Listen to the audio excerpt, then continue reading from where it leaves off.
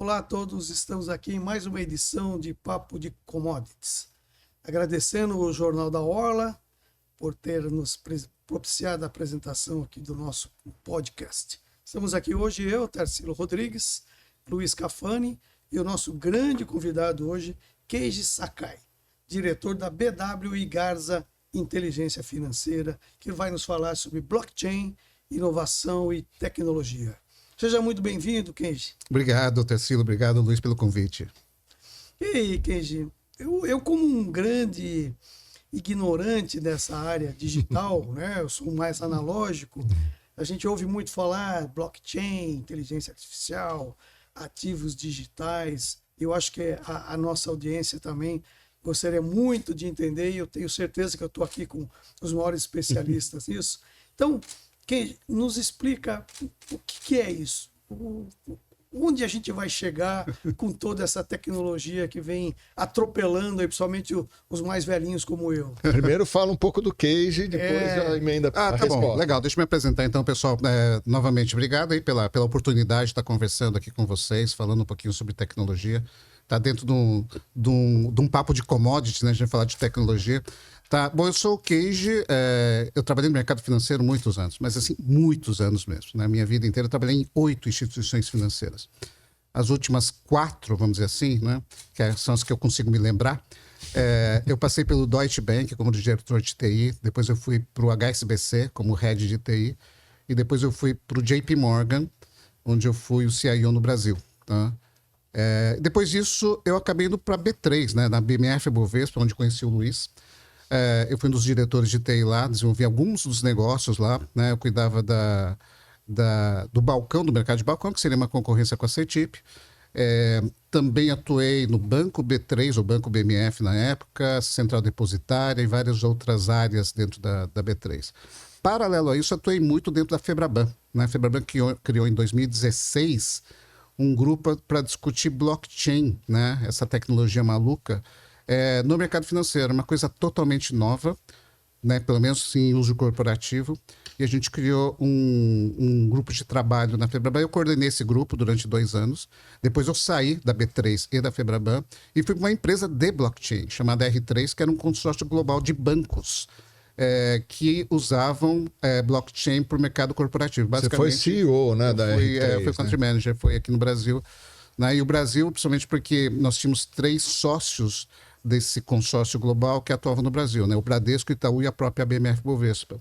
Tá? E como eu tinha essa experiência em blockchain dentro da Febraban e dentro da própria Bolsa, eu fui convidado para assumir essa posição, né? Os bancos concordaram, né, com a minha indicação e eu toquei a operação aqui durante 4 anos. Tá?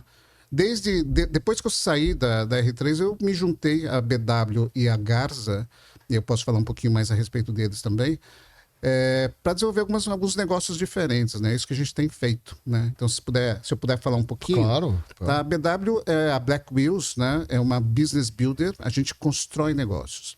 Tá? A gente constrói negócios, a gente tem participação em alguns desses negócios, né? Acho que a gente tem 5 cases aqui, mas acho que um dos cases mais interessantes é a Sombreiro Seguros. Tá? A Sombreiro é uma seguradora que iniciou focada no agro. Hoje a gente tem uma diversidade maior de negócios, outros tipos de seguro. Né? Ela nasceu em 2022, tá? E até interessante, ela nasceu em 2022 porque os reguladores demoraram para autorizar a operação da Sombreiro e a gente não teve, né, as quebras de safra de 2021. Né?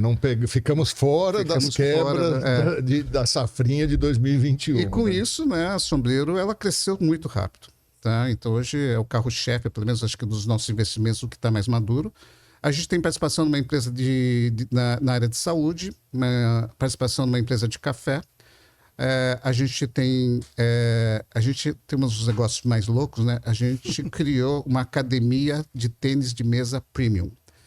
Tá? Então, esse vale a pena falar. Se um dia vocês quiserem conhecer um pouquinho mais, a gente fala aqui, né? Basicamente, o tênis de mesa é ótimo, né? Para alguns. Primeiro que assim, para queimar caloria é espetacular. Diferente de outros esportes de raquete, no tênis de mesa você não para, né? Você erra uma jogada, já tem outra bolinha na mão, já, né, dispara e você tem uma movimentação muito rápida.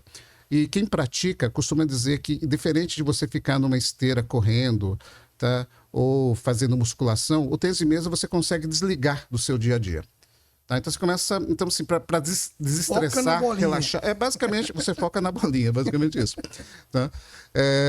E isso tem atraído muita gente, né? Interessante. Né, como complemento da vida, ou pelo menos para ter uma atividade mais lúdica e fisicamente boa, além disso, mentalmente, porque é muito recomendado tanto para Alzheimer como para Parkinson. Né? O tênis de mesa é espetacular. Né? E com as Olimpíadas também a gente teve um boom aí de novos praticantes, tá? pela campanha vitoriosa do Brasil. A gente não ganhou medalha, mas foi muito bem. Então, o tênis de mesa é um dos nossos carros-chefe. Já temos 3 academias em São Paulo. O nome da empresa é Life Pong. Life Pong. Muito bacana. Tá? Muito legal. E a Garza é o nosso braço financeiro. A Garza Inteligência Financeira começou com Wealth Management, exatamente por causa dos sócios. Né? Os sócios tinham muita relação com vários clientes e começou a fazer a gestão, né, de recursos desses clientes. Tá? A gente percebeu que a partir daí criaram-se algumas oportunidades. Uma é de advisory. Muitos, né, das empresas que a gente presta serviço tinham um foco na área financeira não tão profissional, né? E a gente trouxe esse profissionalismo, a gente tem no advisory para esse serviço. A gente expandiu para M&A, então a gente tem feito merger acquisitions, está dentro da carteira. A gente expandiu também, né, para atender toda a gama de necessidades dos nossos clientes. Então, a gente tem operação de câmbio, seguros, tá? A gente tem uma asset, a gente tem uma securitizadora, então a gente consegue cobrir praticamente todas as necessidades dos nossos clientes. Tá? Dentro da Advisor, inclusive, começou a surgir, eu tinha entrado muito mais para tocar o back-office da empresa, uma vez que é uma empresa de traders ou empresa de pessoas de front, o back-office não tinha ninguém tocando, então me convidaram para... Eu tinha entrado como investidor da Black Wheels, na época da Sombreira, depois na própria Black Wheels, me convidaram para assumir a posição mais para tocar o dia a dia da operação. Mas o que aconteceu é que começaram a aparecer demandas de advisory em tecnologia. Tá? Então a gente criou o braço agora de advisory de tecnologia. Tenho dado algumas consultorias, eu e alguns sócios, né, em tecnologia para algumas empresas. E aí é muito divertido isso, né, porque você acaba participando, né, da realidade de outras empresas e toda a experiência que a gente traz aí de muitos anos de tecnologia, algumas velhas já, né, mas queira ou não, governança é uma coisa que a gente tem que carregar para sempre. Né? Acaba sendo divertido, né, atuar, né, em diferentes segmentos. Se divertir enquanto trabalho é muito bom. Bom, só pela explanação aqui do QG, rápida, a gente percebe que estamos diante de um especialista extremamente gabaritado, com uma experiência, né, de corporativa. E assim, QG, explica para mim, o que é blockchain? Legal, né? É difícil explicar. Uma vez tem um amigo meu, inclusive, que dá palestras, ele chega no auditório e pergunta: quem sabe o que é blockchain? Aí, né, hoje tem bastante gente que levanta as mãos, né? E aí a segunda pergunta dele é: como é que você explica para tua mãe? Tá? Então é difícil explicar blockchain porque é um conceito que foge um pouquinho do modelo natural que a gente tem. Tá? O blockchain nasceu, na verdade, com o Bitcoin, né? Poxa, Bitcoin, etc. Não, Bitcoin legal, é uma proposta de criação, né, de um modelo de pagamentos ou moeda digital, mas a tecnologia por trás do Bitcoin é muito interessante. O modelo do Bitcoin, né, ele usa uma tecnologia de distribuição da informação, né? Por exemplo, cada transação é distribuída para todos os participantes daquela comunidade ou daquela rede. Tá? E esse compartilhamento de informação é feito através de blocos. E esses blocos são encadeados. Isso significa que a sequência de todas as transações está correta e a partir do momento que ela é distribuído para todo mundo, tá, a verdade absoluta para todo mundo. Esse é o conceito básico de blockchain. Seria distribuir a informação por blocos numa sequência encadeada, que é o chain, né? Seria uma sequência de blocos, o blockchain. Tá? Começou dessa maneira. Tem várias características e tecnologias embutidas dentro desse conceito que garantem alguma coisa que é muito valiosa no mundo corporativo. Você começa a criar um conceito de imutabilidade. Você não consegue mudar a informação. A partir do momento que ela está publicada, primeiro porque, como ela foi distribuída, se você mudar uma informação do passado, todo mundo fica sabendo. Tá? Segundo, que ela é sequencial. Você tentar enfiar uma operação no meio do caminho, tá? Todo mundo vai perceber que você enfiou uma operação retroativa, alguma coisa nesse sentido. Tá? E você consegue rastrear ela de ponta a ponta. Então, a tecnologia em si se mostrou muito valiosa, muito bem aplicável no mundo dos negócios. tá? E a partir daí a gente fala de cripto, etc. Cripto legal, prosperou, tá? Mas o blockchain, a tecnologia, é uma tecnologia assim, que muda a maneira da gente pensar, a maneira de a gente fazer negócios.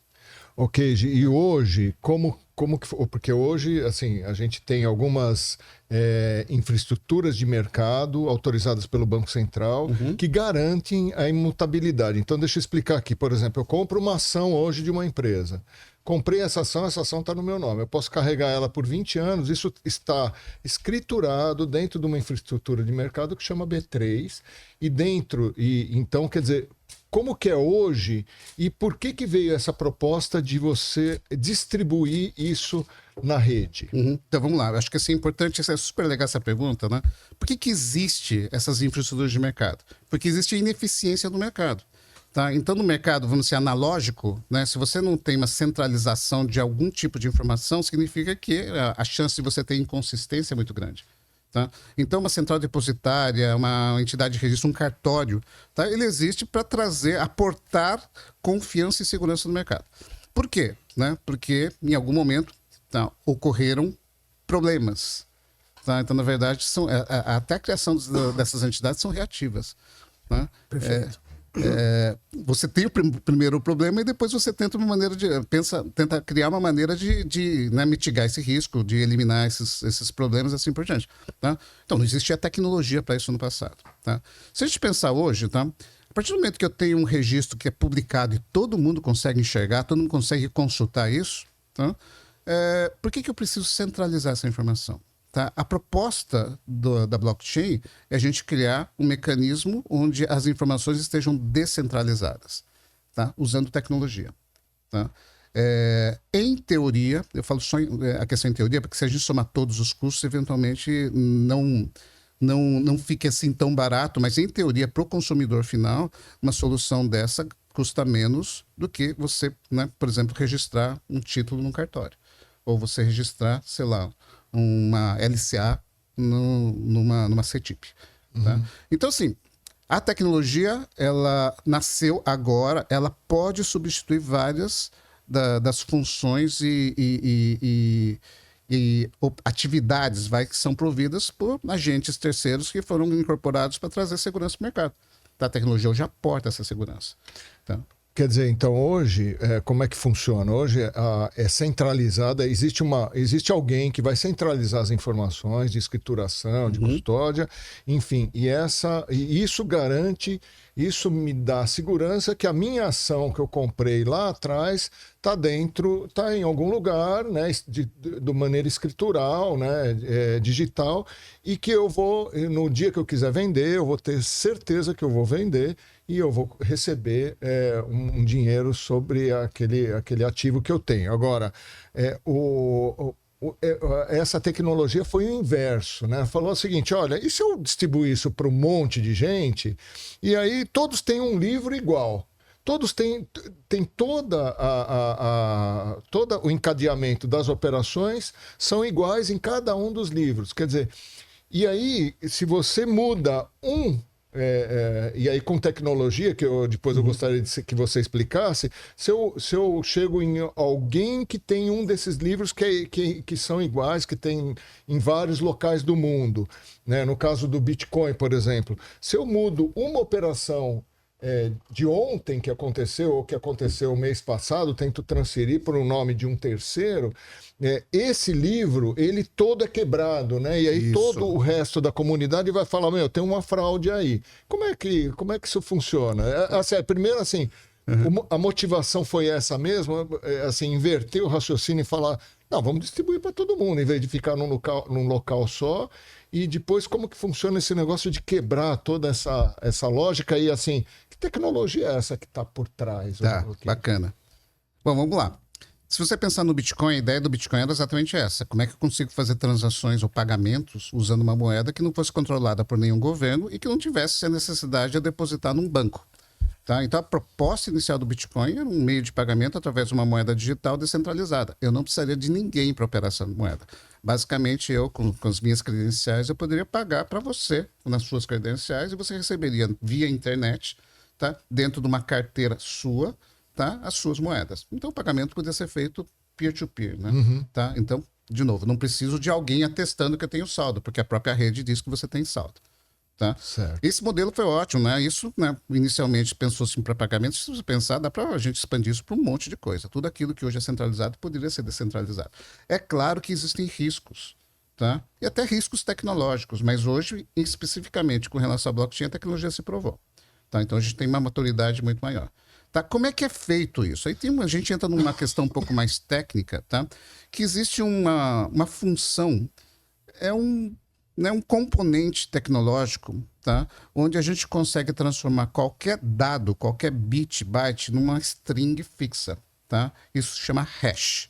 Tá? Então, se vocês entrarem, pergunta assim, como é que eu consulto o hash de alguma coisa? Hoje, a maneira mais fácil de você consultar um hash é você entrar no chat GPT e perguntar, me dê o hash de tal coisa, né? Coloca uma palavra, alguma coisa assim, usando tal modelo. Tá?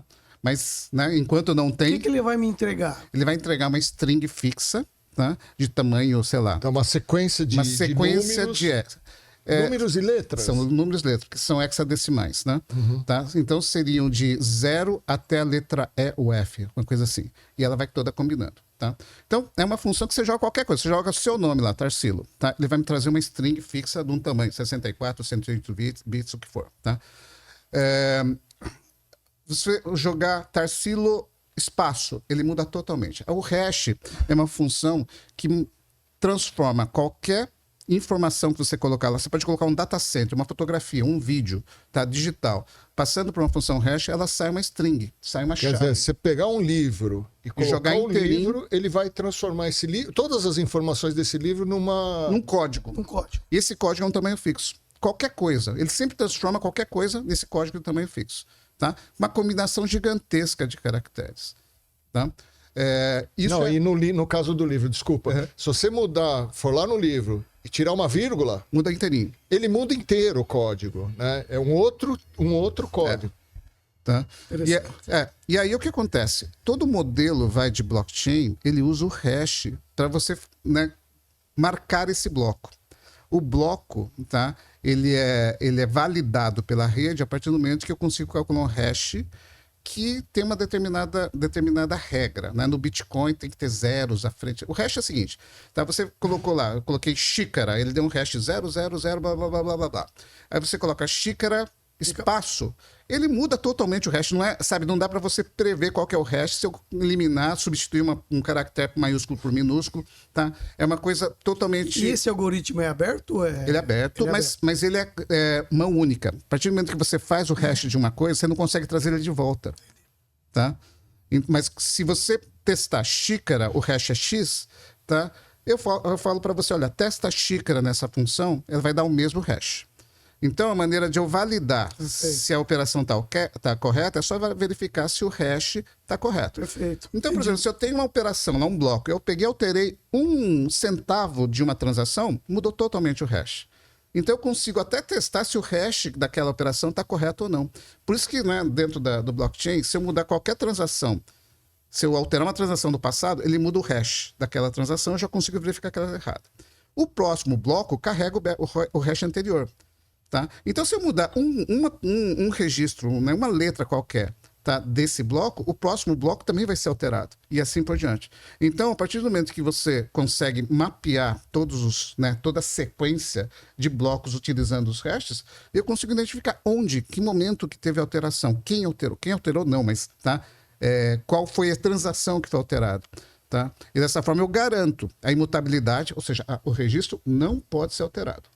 Tá? Se alterado, muda o hash. Que isso é um valor extremamente alto para o blockchain. Né? Não, para a sociedade. Para a sociedade, né? Porque a decorrência do blockchain. A gente acabou de criar um mecanismo para não alterar o passado. Perfeito. Tá? Então a gente pensa assim, né? E dando alguns exemplos. Imagina que seu prontuário médico, tá, estivesse todo em blockchain. Toda vez que você vai no médico, você vai no hospital, você faz uns exames, carrega dentro de uma cadeia de blocos, né, com todas as informações, tá? E aí, na próxima vez você vai de novo, tem outros exames, assim por diante. Bom, seu prontuário médico inteirinho está dentro de uma rede que é aberta, que pode ser consultada para qualquer médico, claro, né, com autorização. Você dá autorização, né? Tá? Porque isso é uma questão regulatória, né? Perfeito. Tá? Mas a tecnologia permite você também criar mecanismos para não permitir que todo mundo acesse as informações. Tá? Mas você começa a ter todo o seu histórico ali. Agora imagina assim, eu quero esconder que eu tive câncer. Não dá para você esconder que você teve câncer. Tá lá escrito, tá? E aí você fala, não, eu quero apagar essa linha, né? No meu currículo eu não quero colocar que eu trabalhei em tal empresa, tá? Não dá, porque tá Se tudo fez, tá Não, lá registrado. Até você estava. Uma das perguntas que eu ia fazer, né? O que afeta a nossa vida? Você deu o exemplo da saúde, mas tem um exemplo que a gente andou vivendo aí em algum governo passado, né? De alguém que foi escalado para ser um funcionário e o currículo dele ele sim. tinha fraudado o currículo. A gente lembra disso daí, quer dizer. Existe também um blockchain de títulos acadêmicos e a vida pregressa profissional, não é, Keiji? Sim, existe, mas assim, de novo, precisa ter uma adesão, né? Por exemplo, né? Se vocês na Archer forem fazer uma adesão ao blockchain, toda pessoa que fizer o curso, né, vocês carregam o certificado dentro dessa blockchain. Mas, por exemplo, o outro curso ali da esquina, ele não faz a carga dos cursos, né? Tá? Então, fica a cargo do próprio aluno fazer o upload das informações. Aí você pode criar isso dentro de uma rede. Tá? Mas é sempre uma questão de adesão. Enquanto a gente tiver adesão em larga escala, a gente não consegue nem usar os benefícios. Né? As aplicações são inúmeras, pelo que você está me falando, né? Até você citou a questão do cartório. Se eu imagino que o cartório é uma sequência de transações, ou de registro de imóveis, por exemplo. Ele é um registro de imóvel que não pode ser mudado, né? Do passado. Exatamente. Quem era o proprietário, qual foi o valor da transação. Então, tudo isso se encadeia de uma forma muito transparente, né? Sabe assim, uma coisa muito legal em cartório, inclusive, há muitos anos atrás, tá? Você faz gravame, por exemplo, você faz financiamento imobiliário, você faz gravame do cartório, né? Mas há muito tempo atrás, quem fazia o gravame, então, o cara abria financiamento com 2 bancos, aí negociava com o gerente dos 2, eles antecipavam porque o cliente era bom, mas quem conseguia fazer o gravame? É o cara que tinha o motoqueiro mais rápido, né? Exato. Sem chegar antes no cartório, porque só pode gravamar uma vez, tá? Então, o que a gente costuma dizer é o seguinte, uma blockchain elimina esse risco que a gente chama de double spending, ou gasto duplo. Você usar o mesmo laço 2 vezes, você pagar uma coisa, por exemplo, sem ter o dinheiro. Na época que você tinha, né, não controles Mesmo online... garantias, né? Mesmo garantias, né? O gravamar, tá? Exato. Tá? Então, quando você tem um mundo muito analógico, e eu acho que vocês lembram na época que você ia no banco, né, descontava um cheque, aí o cara ia na listagem... Eu não lembro. Eu não lembro. Você não lembra? Eu lembro. Cardex, ele virava as coisas para você e Isso, colocou o dedo, dedilhando lá, puxava a capivara. Não, mas tem também os formulários que vinham em cada agência e o cara arriscava lá, né? O saldo estava 5 mil, ele soltou um cheque de R$200, ele colocava menos 200 no formulário. Tá? Então, esse cartão de crédito, lembra? Cartão de crédito com slip de papel. Consultar quem estava com aquele livrão suja, né? Pois é. Então, agora, Tarsilo, você falou do registro de imóveis, né?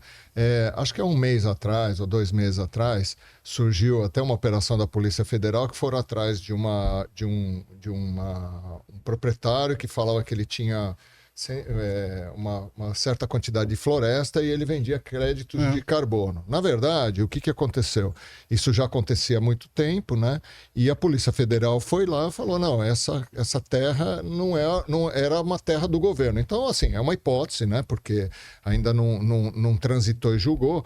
Mas nesse caso... Né, se você fizesse isso num blockchain, não teria a menor possibilidade de alguém... Emitir o crédito, né? Nem emitir o crédito. Então, o que foi? Só para terminar, foi um CRA que foi emitido de créditos de carbono e que foi comprado por pessoas físicas, né? Quer dizer, aliás, na verdade foi comprado por um fundo de investimento, que por sua vez vendeu para não sei quem... Mas caiu sempre no final em alguma partinha para pessoa física. Quer dizer, nesse caso não daria para fazer isso em hipótese nenhuma, né? Se fosse tudo blockchain, né? Na verdade, assim, o blockchain ajuda, mas tem um problema enorme que a gente enfrenta, que é associar o digital ao físico, tá? Então, por exemplo, se você tem algum documento que a gente costuma chamar de off-chain, off-chain é fora da rede. Se ele não está digitalizado, se ele não está no mundo controlado digitalmente, tá? Não necessariamente a blockchain vai resolver. Tá? Vou dar um exemplo para vocês. Imagina que transação de compra e venda de carro. Tá? Esse aqui é um exemplo que eu adoro dar. Uma vez, durante a pandemia, eu fui vender um carro. Para vender esse carro, eu tive que ir num cartório, tá? Durante a pandemia. O comprador foi até o cartório também, tá? E aí eu assinei, né, o documento de transferência no cartório e o comprador estava fazendo a TED, não tinha Pix na época, estava fazendo o TED para mim. Só que a TED era de valor maior, claro, o gerente teve que autorização do gerente. Então a gente ficou na porta do cartório, eu com o documento aqui segurando, tá? E ele fazendo a TED, tá? Quando a TED entrou, ele falou, ó, fechou. Daí eu entrei na minha conta, entrou, aí eu entreguei o documento para ele. Isso a gente chama de delivery versus payment. Você podia ter saído correndo. Então, esse é o risco de crédito. Eu podia ter saído correndo com o papel, podia ter rasgado. O dinheiro está na minha conta, né, você não vai transferir coisa nenhuma. Tá? Então, né, esses são riscos que existem. Então, apesar de uma parte da transação ser digital, que é o pagamento, tá? A transferência ainda era física. Hoje não, hoje existe transferência do cartório. Então, por exemplo, né, se a gente não conseguir digitalizar as duas pontas, a gente continua tendo riscos. Sim, porque uma ponta ficou de fora. Isso, uma ponta ficou de fora. Interessante. Tá? Então, essas são algumas das questões que a gente precisa tomar cuidado. Blockchain resolve tudo que estiver dentro da rede. Então, mesmo, por exemplo, né, a gente estava até dando outro exemplo de uma outra empresa que estava tokenizando boi. Como é que você tokeniza boi? Tá? É um negócio complicado, assim, dentro da seguradora a gente sempre falava, né, os sócios da seguradora falavam, fazer seguro de boi é complicado, porque toda vez que dá alguma, sei lá, morre um boi, é o boi segurado, porque você não tem identificação física do boi. Tá? Tem um risco de fraude grande. Né? Depois eu pedi pro Queijo que eu aprendi um verbo novo, tokenizar. Depois tokenizar. Eu quero que você volte para esse assunto, que é interessante. E aí, nessa questão do boi, né, você precisava colocar alguma identificação. Então tem uma empresa que criou, né, um brinco, tá, que tem um registro específico, e o registro, essas informações são armazenadas numa blockchain. Tá? E toda a geolocalização do boi também é armazenada no blockchain. E se o brinco for rompido, ou se ele ficar parado, significa que uma coisa aconteceu, né? Ou o boi morreu, ou... Né? Então, quer dizer, tiraram o brinco dele. Isso viabiliza um produto de seguro para boi, porque hoje você tem, sei lá, 5 bilhões em prêmio em agro e 60 milhões de prêmio na pecuária. E pecuária geralmente é 30% de todo o agrícola, né? E aí eu estou falando agrícola de maneira geral. Quer dizer, você teria uma possibilidade de ter, que é o que está acontecendo, de segurar a pecuária brasileira, que é fantástico do ponto de vista de gestão de risco, né? Para todo mundo, né? Então... E o legal é que, assim, eu estava falando aqui da grande dificuldade de associar o digital com o físico. Na hora que você colocou um brinco no boi, você tem o boi físico digitalizado. Aí eu consigo fazer o controle via blockchain. Eu consigo fazer o rastreamento dele, tá? Eu consigo fazer operações digitais com ele. Depois a gente fala de tokenização. E assim, só para a gente terminar nessa parte. Então, quer dizer, as transações imobiliárias dependem do cartório estar digitalizado. É isso. Então, olha só, imobiliárias em blockchain, né? Quer dizer, aquele negócio que a gente falou sem risco. Essa é uma grande vantagem da blockchain. Claro, o registro em si é uma vantagem, né? A gente fala muito que a fragmentação é uma vantagem. Se eu pudesse vender um pedaço do meu apartamento e não um apartamento inteiro, isso é ótimo, né? Ou dar em garantia, né? Ou dar em garantia. Patrimônio de afetação. Quando eu faço, sei lá, um home equity, tá? Eu preciso de 100 mil. Meu apartamento vale 1 milhão, por causa de 100 mil, 1 milhão do valor do meu apartamento está bloqueado. Se eu precisar do novo empréstimo, eu não tenho como garantir, né? Eu tenho que quitar o anterior, tirar do gravame e gravamar no novo empréstimo. Tá? Então até teve uma discussão das leis das garantias, né? No passado, estava se pretendendo criar uma nova instituição para controle de garantias fragmentadas. Tá? Isso seria bem interessante. O imóvel em si tem uma regulação que hoje não permite você vender tokens dos imóveis. Tá? Você tem que ir no cartório. Então tem uma terceira coisa que pode bloquear é a evolução da regulação, da legislação. Né? Regulação ou legislação. Tá? E aí falando assim um pouco mais sobre regulação, toda vez que é regulado por uma entidade tipo o Banco Central, CVM, eles conseguem avaliar. Se está na lei, não. Na lei você tem que entrar, né, num projeto de lei alterando a lei. Isso. Tá? Então, e aí dentro, né, dos ambientes aí, de cada cada regulamentação, tá? Algumas entidades trabalham para flexibilizar um pouco a regulação para testar as tecnologias novas. Está entrando num assunto, né, diferente aqui, mas Banco Central e CVM principalmente, eles criaram sandboxes, né, até laboratórios de inovação, onde foram permitidas, né, alguns testes que mudavam, pelo menos, o modus operandi de acordo com a regulação. Uma questão que eu acho que é bastante importante que você tocou, o Brasil, pelo menos na área bancária, é um expoente mundial. Né? Eu acho que a gente tem uma... Como que, falando do blockchain, o Brasil em relação ao resto do mundo, a gente está mais preparado, menos, estamos no último da fila? Como que você vê isso? Então, vamos lá.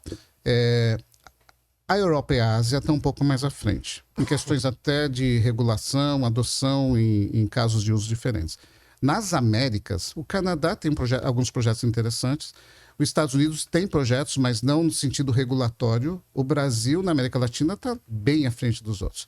Tá? Tem um caso específico aí nas Bahamas, que lançaram uma moeda digital antes do Brasil, mas, né, a penetração e a criação vai de uma moeda digital soberana, né, uma moeda que a gente chama de Central Bank Digital Currency, que é o nosso Drex. Tá? Bahamas foi a primeira a lançar nas Américas. O primeiro a testar foi o Canadá. Então, mas a gente está bem à frente, principalmente porque, né, algumas dores que esses países têm, a gente já não tem. Porque a gente implantou o SPB, implantou o PIX. SPB é o sistema de pagamentos brasileiro. Quando 2002, lá atrás, né, a gente está falando de cheque, antes, depois que inventaram as TEDs, a gente não falava mais de cheque, certo? Exato. Agora inventaram o PIX, o número de TEDs estão caindo também. Né? Mas, assim, a gente tem, né, um modelo de transferência de recursos, não é online, mas no intraday, dentro do próprio dia, desde 2002. Tá? E os Estados Unidos não tem isso, ou pelo menos não tinha até pouco. Tá? Eles estavam criando os wire transfers, né, usando até rede Swift para fazer isso. Né? O rede Swift a gente usa para fazer transação internacional. Tá? Quem não tem um sistema de transferência real-time no intraday acaba usando até um Swift para tentar fazer isso. Né? E o Brasil a gente criou isso, né? Usando uma tecnologia totalmente inovadora. A primeira vez em grande escala que se usou XML com filas. Tá? É um projeto espetacular. Então a gente sempre esteve à frente. Né? E quando a gente fala, entrando um pouquinho agora em moeda digital... Não, eu queria, antes de entrar, quero fazer uma outra pergunta. Tá. Mas a gente avançou muito. Então, algumas das dores que esses países têm para acelerar a implantação de blockchain, a gente não tem. Tá? A gente pode se beneficiar, sim. Tá? Mas faz a sua... Não, vamos lá. Só um último questionamento.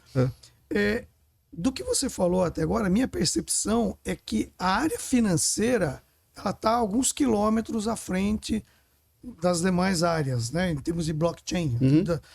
Nas áreas comerciais, você fala? Uma área comercial, enfim, qualquer industrial, eu não tenho conhecimento.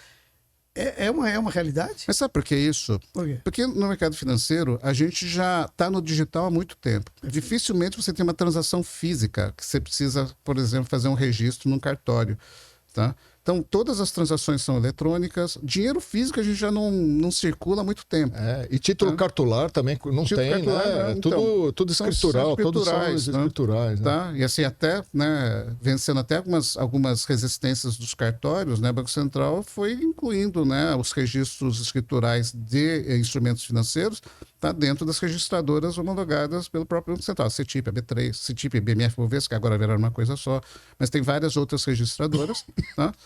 Então, assim, a gente já vivia no mundo digital. E na hora que você coloca uma tecnologia digital dentro do mundo digital, é muito mais fácil de utilizar. Quando você está no mundo muito físico, tá, é mais difícil. Tá? Você tem que achar o elo. Né? Como é que você conecta o físico com o digital?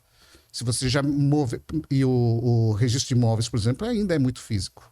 Tá? É papel, Eu vejo uma exportação de açúcar é um inferno, porque você tem o certificado do produto, o certificado disso, aí cada órgão que emite uma invoice, emite o BL, emite o certificado de quantidade, é papel que não acaba mais.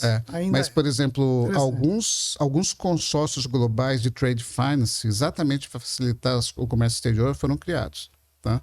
O objetivo era eliminar a burocracia e agilizar os processos. Então, alguns processos demoravam 15 dias, 20 dias, podiam ser feitos em menos de 24 horas por causa do fuso horário. Tá? O ruim é que esses processos, a maioria desses consórcios não prosperaram. Tá? Então, sim, vários consórcios foram criados, mas as últimas informações que eu tive é que eles não tiveram tanto sucesso. Tipo, voltou para o status quo anterior. Tá? Ok, vou dando um passo atrás na pergunta do Tarsilo, né? Então, quais são os ativos digitais? Existe uma segmentação só para a gente poder ir para um lado um pouco mais didático, que aí depois a gente fala do Drex. Tá. Olha só, então ativos digitais a gente chama de tokens. Tá? O que é um token? É louco isso, né? Token, tem gente que fala que é a representação digital de valor. Para mim, token é uma representação digital de coisas. Tá? Qualquer coisa, material ou imaterial.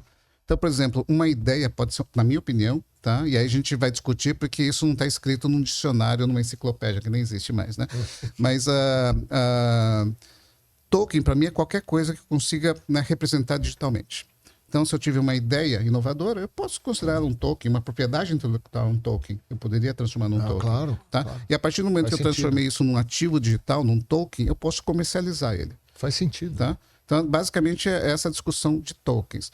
Tá? E quando a gente fala de tokens, existem vários tipos de tokens. O payment token, o utility token, o security token. Cada um tem uma representatividade. Tá? O utility token tem uma função, o security token... Dá um exemplo de cada um, só para a gente... Então, vamos lá. Um utility token, né, ele pode ser usado como direito ao uso de alguma é um direito, de uso de alguma coisa. Por exemplo, o utility token pode ser...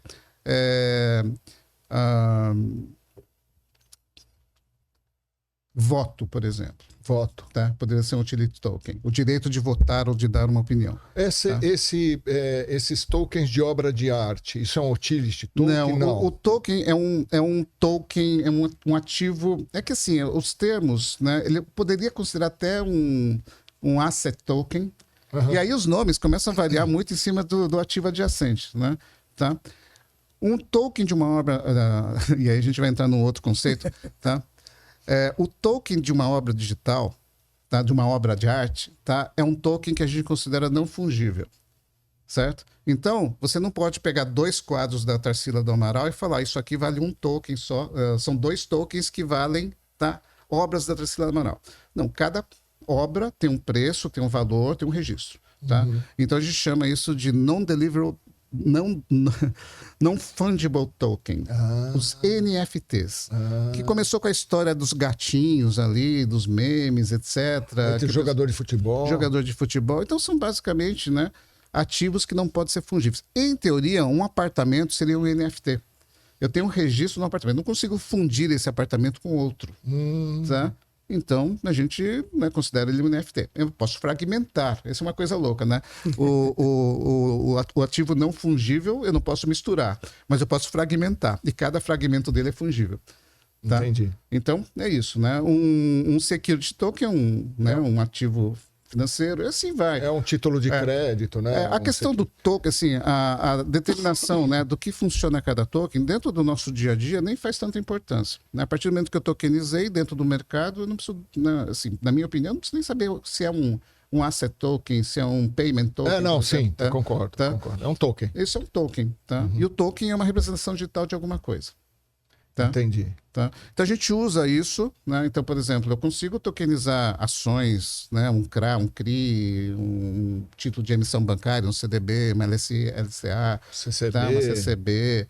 Né? A gente fala de muitas coisas que já existem no mercado. Vou tokenizar o que existe. Tá? Legal, né? Um ativo financeiro. O difícil é criar uma coisa nova, porque é pensar diferente. Tá? E acho que isso que é dos desafios para quem trabalha com blockchain. E quando eu estou falando de Bitcoin, é um token representativo de moeda. Talvez, e aí assim, talvez a gente possa chamar ele como um payment token, um token de pagamentos. Né? Tá? Lembrando, o Bitcoin nasceu para ser uma forma, um meio de pagamento. Tá? Nasceu em 2009, né? Isso. Como é que é essa história? Essa é uma história muito louca também, porque assim, tem um japa, né? E ninguém sabe se é um japa mesmo. Eu posso falar, né, que é japa mesmo. Nós não podemos. Lugar de fala. Apesar de eu ser alemão, eu posso falar que é japa. É um paper que nasceu numa lista de discussão propondo um novo mecanismo de pagamentos. Um novo meio de pagamento é um paper. Inclusive, né, a descrição de como seria uma blockchain sem ter esse nome é toda descrita. Falou a data? 2009. 2009. Foi falou. 2008. 2008. Foi 2008. Em 2009 foi... Eu acho que foi isso. Em 2009 foi feita a primeira transação. Tá? Então, só que ninguém sabe quem é esse cara. Tá? Por quê? Porque ele nunca apareceu. E aí, em 2009, quando teve a primeira transação, que foi a transação, a gente chama de transação Gênese, tá? Porque, né, como eu falei para você, né, o blockchain é uma cadeia de blocos, mas ela tem que estar sempre um. A primeira transação, que é a transação Gênese, foi feita pela conta do Satoshi Nakamoto, o nome do cara, tá?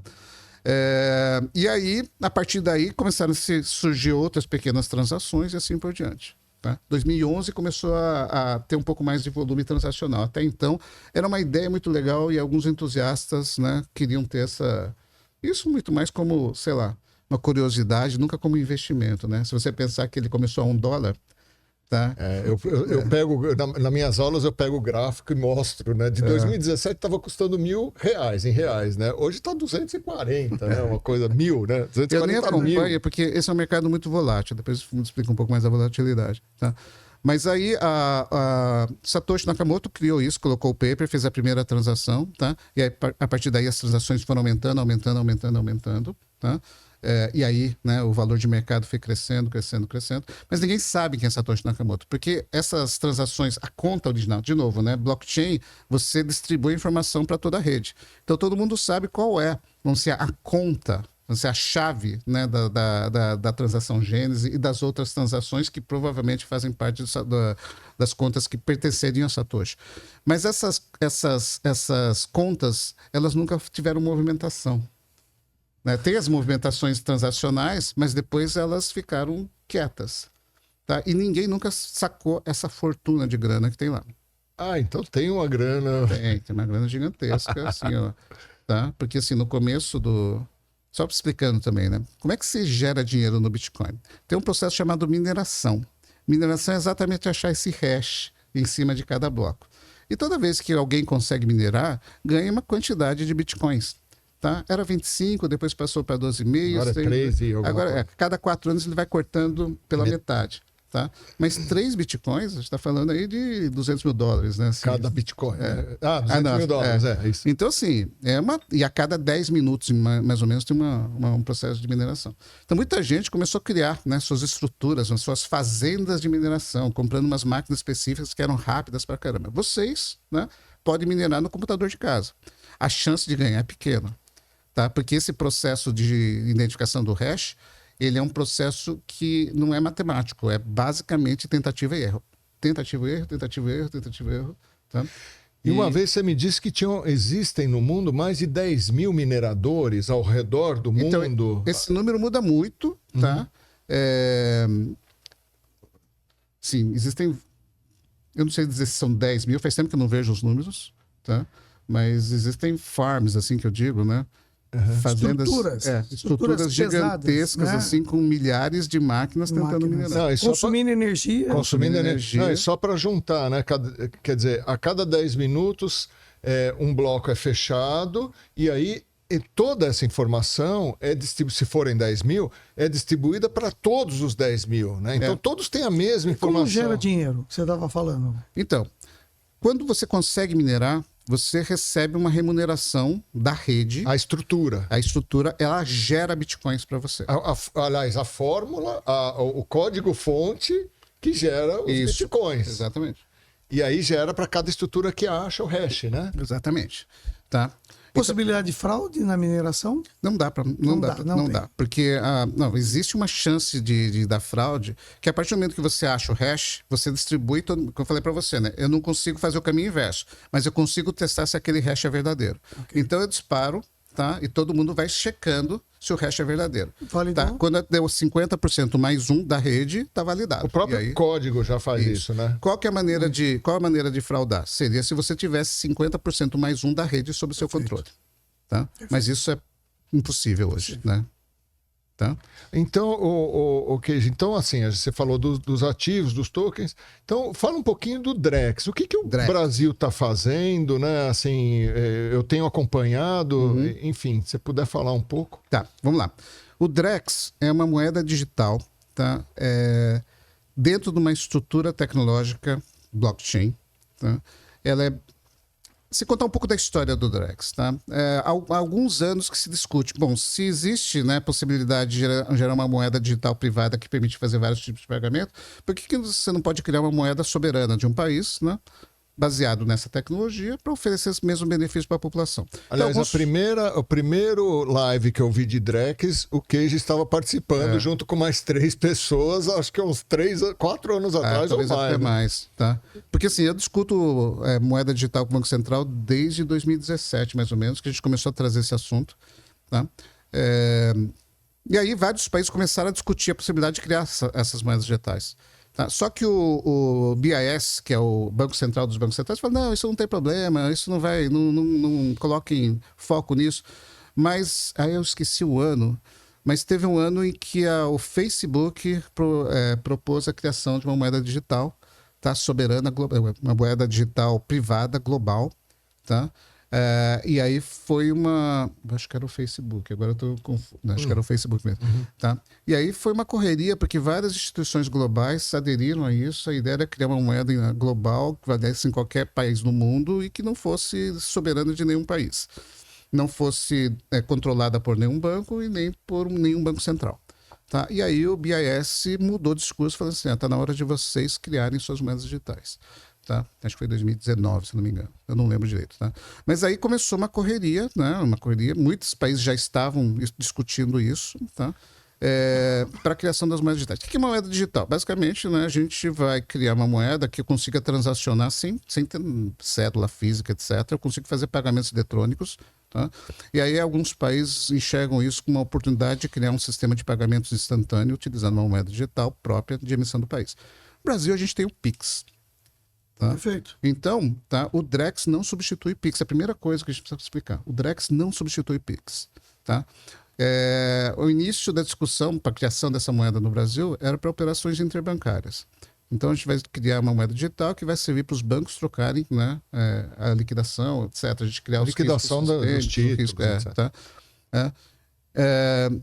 Então, voltando, né, o Drex é uma moeda digital emitida pelo Banco Central do Brasil. Tá? Ela deve nascer em 2025, espero. Ela vai servir inicialmente para as transações interbancárias, ou seja, você, eu, né, a gente não vai ter Drex nas nossas carteiras. Tá? Quem vai ter são os bancos que operam para a gente. E quando a gente for fazer algum tipo de transação, né, o banco vai usar os Drex para fazer a liquidação com outro banco, com a bolsa, com os participantes do mercado financeiro. Discute-se pelo Banco Central a criação dos chamados tokens, de novo, tokens de depósito. É um outro tipo de token.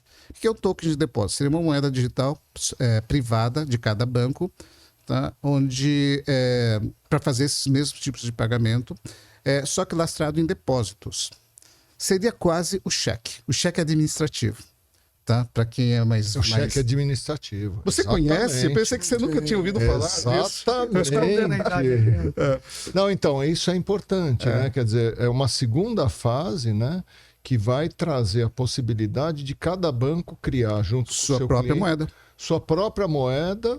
E aí, quer dizer, você não precisa mais de cheque administrativo e agilidade, né? Isso. Quer dizer, tudo em tempo real. E para que serve, né, esse tipo de transação, tá? Para, por exemplo, essa transação do carro que eu falei para você. A partir do momento que o Detran tem agora a transferência digital, né, automatizada, eu consigo fazer o que a gente chama de swap atômico. É um termo bem interessante. A troca do ativo pelo dinheiro simultaneamente. Você não tem risco de crédito, não tem risco de eu pegar o meu DUT e sair correndo, né? Tá? Por quê? Porque na hora que o dinheiro entrar na conta do DUT, ele já vira automaticamente. Então a gente chama isso de swap atômico. Isso ele elimina muito a ineficiência de mercado. Isso serve para transações digitais. Mas eu preciso ter... Ele está desvinculado do Drex, essa transação. Ele está desvinculado do Drex. Ele poderia ser via... Poderia nascer hoje já. Hoje. E o Drex vai ter alguma correlação? Ele vai valer X reais, como a gente está acostumado com dólar? Não, Ou não? O Drex vai estar para passo da moeda nacional. O Drex é um real. É o real. É o real, Perfeito. só que digital. Perfeito. Tá. Isso tá claro. Tá. Então não é um Não vai ter uma. ativo que vai ter valores em reais, que serão variáveis. Ele é um real. O Banco Central está dividindo, né? Hoje a gente tem contas, né, de reserva bancária. O Banco Central vai criar uma conta digital, tá, para cada banco, onde ele pode mover o dinheiro que está na reserva bancária para a reserva de Drex ou para a reserva digital. Tá? Mas é o mesmo dinheiro, faz parte do todo o patrimônio do banco. Tá? Então, vejam, vocês aí que estão nos assistindo, olha quanto conteúdo rico que a gente está trazendo aqui, de uma novidade para nós. Então, esse é o papel da Arch Education, né? Nós estamos aqui com o Keiji, um especialista, que vai nos brindar com cursos também dentro da Arch, com esse assunto. Para vocês verem que aqui nós estamos... Tem uma lista de perguntas que o Luiz tem aqui, e a gente está com o tempo bastante complicado. Esse é o papel da Arch Education. Nosso negócio é capacitação profissional, né, com cursos de curta duração. Nós vamos ter agora o nosso curso de essencial, derivativos e commodities, de 7 a 11 de outubro, será online. Em novembro, 6 e 7 de novembro, vamos ter o curso de inteligência da comercialização de etanol no mercado de combustíveis e mais outros cursos que nós vamos estar colocando à disposição de vocês. Então, esse é o nosso papel, né? Trazer esse conhecimento com pessoas de altíssimo nível. Esse é o papel da Arch Education. E a gente está aqui brindando vocês com esse especialista aqui. Posso fazer uma pergunta para ele? Por favor, está liberado. Keiji, vamos lá. A gente, olhando daqui para o futuro, né? Olhando para frente, a gente ainda está engatinhando no blockchain, nos ativos digitais.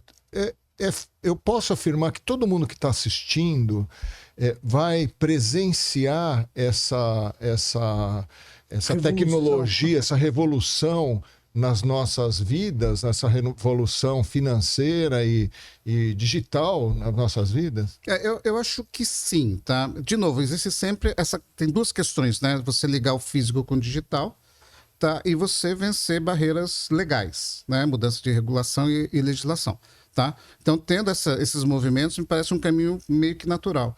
Tá? Porque, sei lá, 20 anos atrás, você falar de transações via internet, o pessoal falava, não, isso é louco, tá? Isso é inseguro, etc. E hoje a gente não consegue imaginar fazer qualquer tipo de transação, compra ou qualquer coisa, sem ter uma internet. Tá? Então a evolução da tecnologia com blockchain, com inteligência artificial é meio que natural. Tá? A gente vai ter isso cada vez mais no nosso dia a dia. Tá? E, assim, nós que somos, assim, imigrantes digitais. O que é imigrante digital? É aquele cara que teve que aprender, né? Nasceu analógico. Nasceu analógico. Tá? Outro dia, Analojolândia. Outro dia eu perguntei para uns estudantes, né, porque eles achavam que Disque Pizza chamava Disque Pizza. Eles falaram porque a pizza tem formato de disco, né? Boa. Então... Tem muitas, caiu a ficha, virou disco, essas são, né, que são da nossa época, né, daqui para frente, a tecnologia é diferente, as coisas são diferentes, e essa população, essa garotada que já nasceu digital, eles vão buscar isso, tá? Essas ineficiências que a gente tem no mercado, e a gente tem que pagar para alguém controlar a eficiência, não vai fazer sentido. A gente chama isso de Web 3. Na Web 3, cada um vai ser dono da sua informação.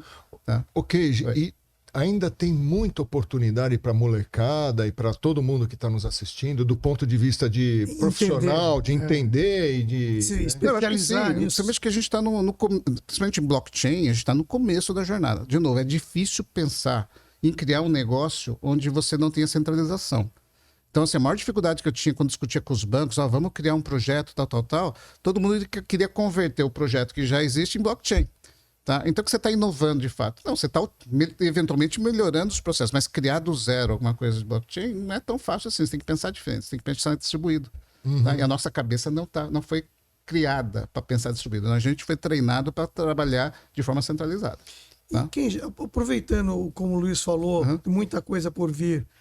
A gente que atua aqui no agro, quais são as janelas, ou seja, de oportunidades que a gente pode ter com essa tecnologia? Eu acho que assim, questão primeiro, né, de transformar, por exemplo, títulos de crédito que a gente falou, Tá? São, assim, o blockchain permite você criar alguns mecanismos que hoje são restritos. Tá? Se você cria um token de algum título, qualquer título, a possibilidade de colocar isso no mercado secundário é ótimo. Ou usar esse token como garantia de alguma outra operação é ótimo. Quer dizer, uma CPR tokenizada. Eu poderia comprar uma CPR tokenizada e utilizar Como laço, vender no secundário. Pode vender no secundário. E outra coisa, né? Você não fica restrito a dentro do país, né? Ela é internacional, Ela é né? internacional. Assim, ela tem que fazer a liquidação financeira no Brasil. Né? A liquidação financeira, então, na hora que eu for fazer pagamento de juros e principal, eu vou ter que pagar numa conta Brasil. Tá. A blockchain vai me dizer exatamente que conta. Para quem está com esse título no final da história, eu não preciso ficar já caçando. vai estar encaixado, né? Exatamente. Já entrou o último bloco de quem é o Isso. dono E se eu tiver com Drex ou com um token de pagamento, isso vai entrar digitalmente, a liquidação automática, né? A gente chama do burn. Queima aquele título porque venceu e a pessoa recebe imediatamente o valor. Tá. E o Tarcísio, você estava falando, na rastreabilidade, tem uma janela grande, né, na rastreabilidade. Eu acho que nos mercados de títulos verdes, né, de ambientais, que o Brasil, a tendência é que seja um protagonista. Imagina o CBIL que a gente conhece do etanol, você tokenizar esse CBIL e ele virar uma moeda mundial. Uma moeda não, um ativo verde mundial. Tem uma coisa só que a gente não consegue descentralizar. É quem dá a veracidade em cima do ativo. Tá? Então, alguém tem que certificar que aquele ativo é válido. Então, por exemplo, quando é um ativo regulado, o Banco Central e a CVM nos ajudam nisso. Se a gente for entrar num ativo, por exemplo, que tenha algum tipo de componente agro... O CBIL é a ANP, né? É a ANP. Tá. É a agência. É a agência. E o que o Luiz falou, eu lembrei tudo. Porque o que acontece? Para eu me certificar, eu contrato uma certificadora, que vai, valida, registra na ANP. Aí o que acontece? Eu faço uma modificação na minha usina. Ou seja, eu emito menos CO2. Eu reduzi meu raio de colheita de cana. Numa situação de blockchain, automaticamente essa informação entra, melhora a minha nota e eu continuo certificado, fazendo cada upgrade da operação. Tá registrado. Está registrado e eu não consigo mexer, como você falou. Exatamente. É perfeito. E aí, né, tendo uma agência por trás, a ANP por trás, você dá credibilidade no título. Exato. A preocupação que eu tenho é sempre naqueles títulos que eventualmente não tem, vão ser uma entidade oficial reconhecida, né, que dá autenticidade àquele título. A partir do momento que você tem alguém que dê autenticidade a esse título, assim, é um caminho... E é muito transparente. Isso a ANP faz com muita transparência, credencia, é público, né? Toda a informação é pública, os seus dados... Alguém pode questionar, não, você não tem toda essa eficiência que você está dizendo. É muito interessante e o blockchain vem... Vamos tokenizar, então. Pessoal, estamos chegando ao fim. É impressionante como passa o tempo. Eu queria mais uma vez agradecer o Jornal da Orla, agradecer o Kenji que nos abrilhantou. Luiz, eu sei que você tem uma lista de perguntas aí que você não conseguiu vai ficar para a próxima. Nós não falamos nem de inteligência artificial com ele, que ele é especialista nisso. Então, Luiz, suas considerações finais, depois passa para o Kenji. E eu te agradeço aqui em nome da Arch Education. Não, eu acho que a conversa foi excelente, né? A gente tem muita coisa para falar disso e essa tecnologia está nascendo, né? Nas minhas aulas, eu falo para os alunos, nós vamos ver, eu que já sou mais, mas vai todo mundo ver, né? Então, eu acho que foi muito legal trazer o Kenji aqui. Kenji, eu te passo as palavras. Bom, eu queria agradecer de novo a oportunidade, tá? Ótimo bater papo. Eu gosto de bater papo, tá? Eu gosto de contar histórias, assim por diante. Se tivesse uma cervejinha, ia ser melhor ainda. Tá? A próxima a gente pode fazer dessa maneira.